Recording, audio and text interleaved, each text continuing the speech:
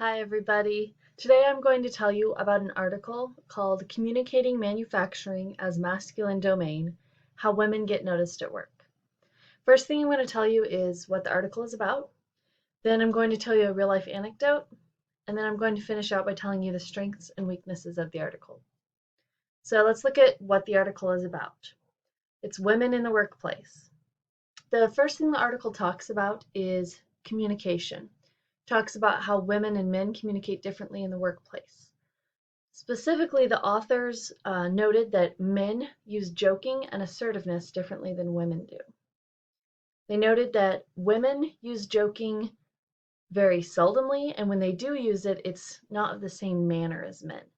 Men often use joking to bond with each other, and they refuse to use it around women as much. With assertiveness, men also use this differently. Women are usually more cautious about it because they don't want to be seen as some overbearing, awful person.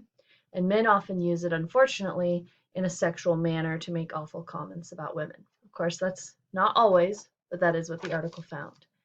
The other thing is how women are noticed. The article explained that women being noticed in the workplace sometimes doesn't even happen. There were three categories of notice that the authors of the article explained. They explained that some women go completely unnoticed, some are ignored or excluded, and then the women that are noticed are often not trusted with as much work as other individuals, especially men.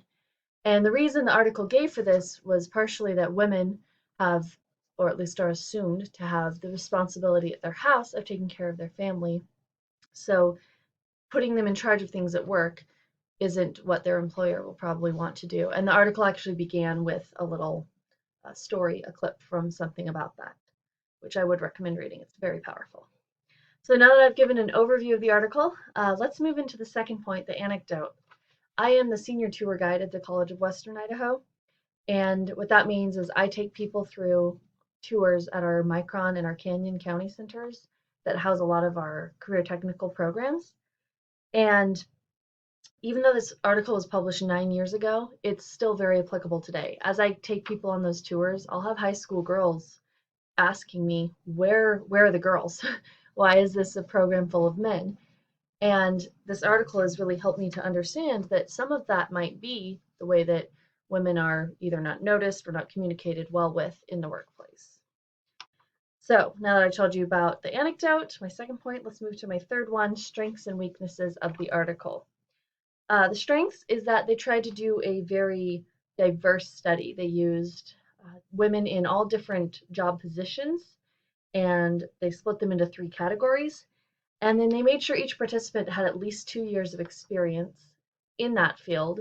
That way it wasn't a 1 week of, oh, I was treated great for a week. It was 2 years of, this is how I was treated. The weakness is that they only had 20 participants and they used surveys. With using surveys, you can frame things differently when you ask questions that can cause results to be a little bit skewed. So that was something to look at with the article. So now that I've talked about my three main points, let's conclude. Today I told you about how women get noticed at work by explaining a little bit about what the article is about. I gave you an anecdote from life, and I talked about the strengths and weaknesses of the article. So hopefully you were able to learn something new from this. Thank you for watching, and congrats on finishing the semester.